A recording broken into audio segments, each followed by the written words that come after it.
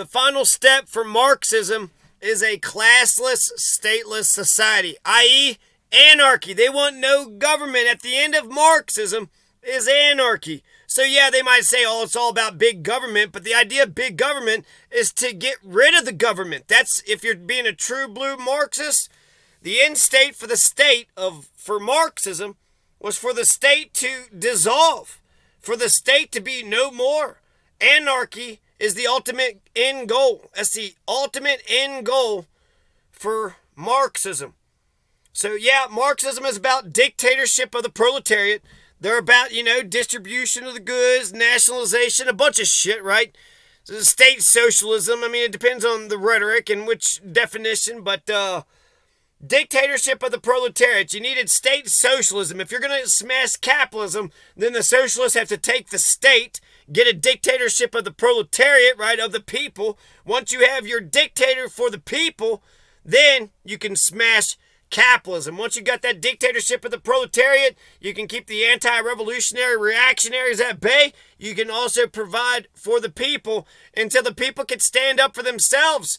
And then once the people can stand up for themselves, once the people are independent, then you dissolve the state. Then you dissolve the state. That's the final goal of Marxism. That's the final goal. So, these anarchists, they don't believe that we need a transitory state phase like Marxists do. So the anarchists, I guess they just want to stay pure the whole time, right?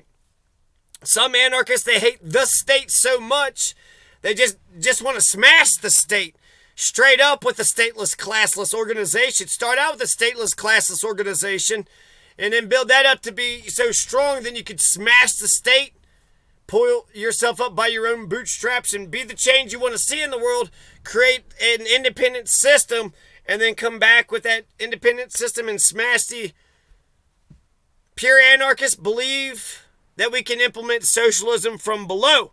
And that's something to think about. Noam Chomsky does not consider Bolshevism as Marxism in practice.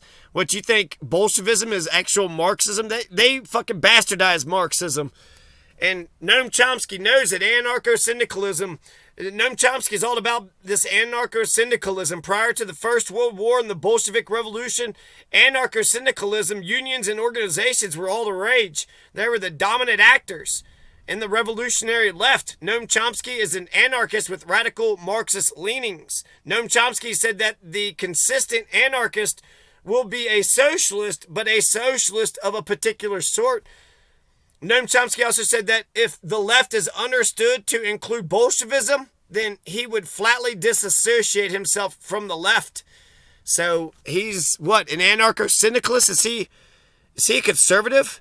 Is Chomsky a right-wing conservative? Some say that anarchists are anti-capitalist. Not true. Some anarchists are capitalist as fuck. Many anarchists see anarcho-syndicalism as self-managed capitalism, or as John Zerzan describes it, the self-management of alienization.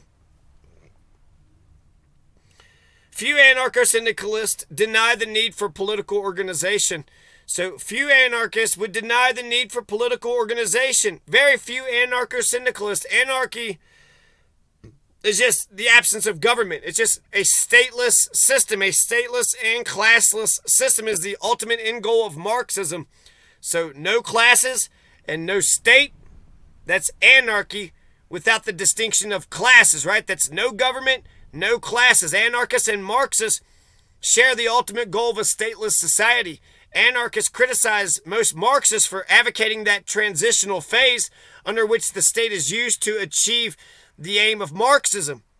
Marx's theory of the state, Marx's theory of his considers that in a post-capitalist society, the state would be an undesirable institution.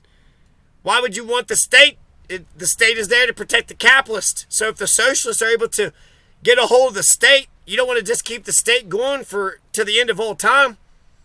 Eventually, the state would be unnecessary and it would just wither away. A related concept is that of a stateless communism.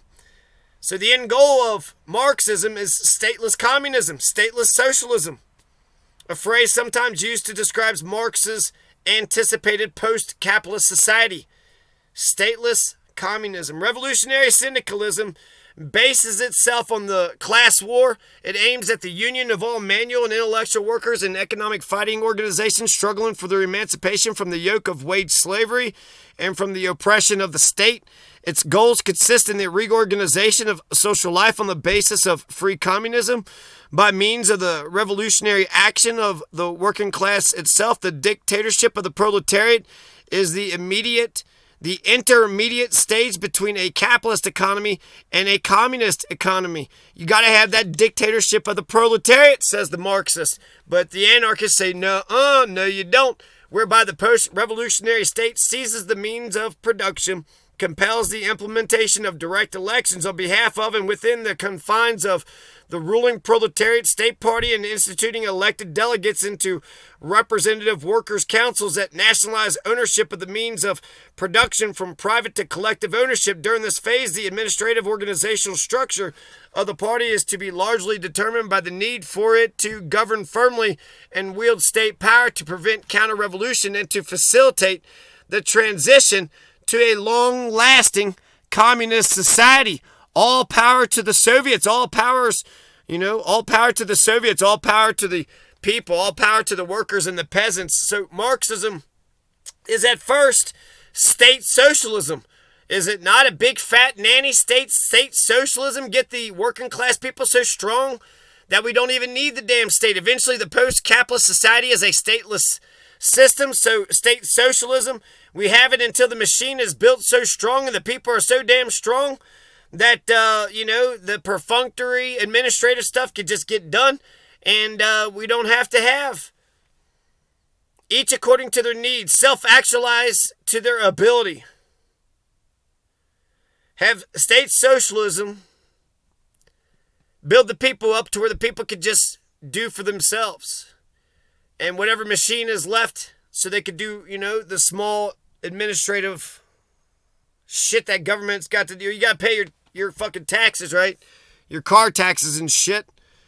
So just have a robot online. Pay by credit card.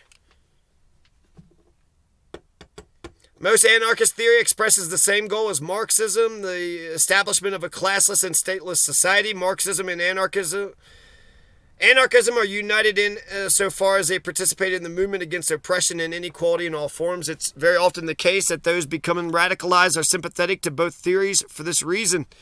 As Rousseau once said, man is born free, but everywhere he is in chains. Apparently Marx said that mankind is suffering. Mankind is a suffering, limited being, and we feel our dependence on nature every second that we breathe. Every time the involuntary muscles in our stomach compel us to look for a meal.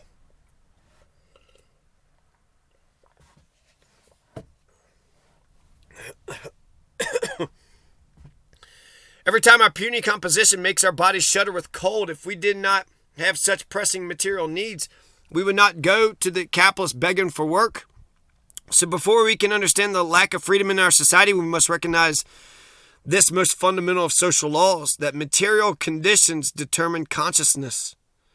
It considers that the economic organizations of the proletariat are alone capable of realizing this aim, and in consequence its appeal is addressed to workers in their capacity of producers and creators of social riches, in opposition to the modern political labor parties, which can never be considered at all from the points of view of economic reorganization. To combat the growth of such a bureaucracy, Marx advocated that, number one, all elected delegates to the assemblies be subject to the immediate recall by a simple majority vote when their base feels it necessary. Number two, that the delegates should make the same amount of income as the average skilled worker, and no more than this. And Marx also advocated that these assemblies be actual working class bodies, working bodies, executive and legislative at the same time, so that they would have the power to implement their own policies.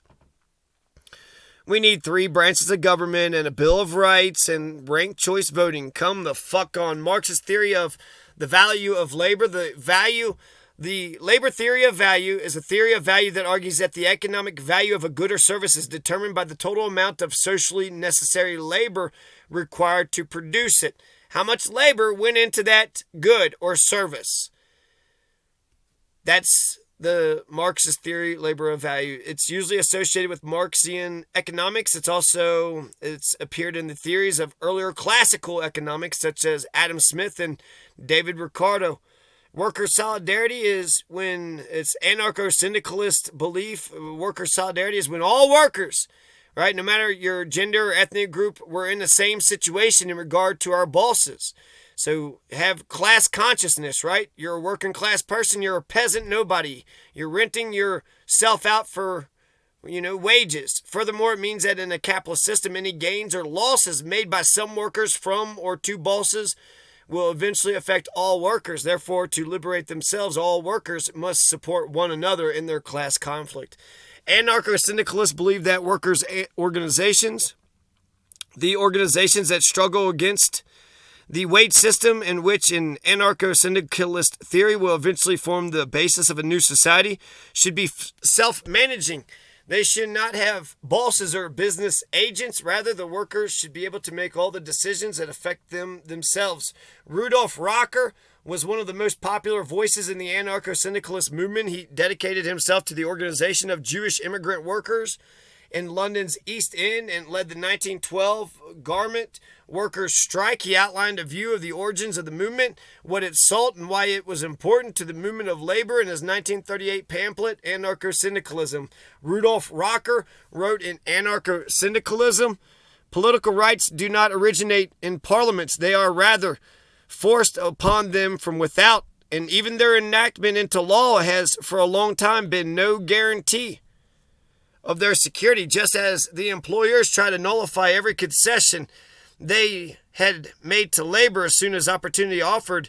As soon as any signs of weakness were observable in the workers' organization, so governments are always inclined to restrict or to abrogate completely the rights and freedoms that have been achieved if they imagine that the people will put up no resistance. Political rights do not exist because they have been legally set down on a piece of paper, but only when they have become the ingrown habit of a people, and when any attempt to impair them will be met with the violent resistance of that populace. Marx also advocated that the standing army will be replaced with an armed populace for their self-defense. In addition, he also advocated that the task of the state be simplified until they were no more than a simple administrative task determined by a democratically arrived at plan. In doing this, anyone would be capable of executing these tasks, and the responsibility for doing this type of work, which had formerly been the responsibility of a handful of state bureaucrats, and could be rotated through the populace. Anarchists oppose the formation of any kind of state because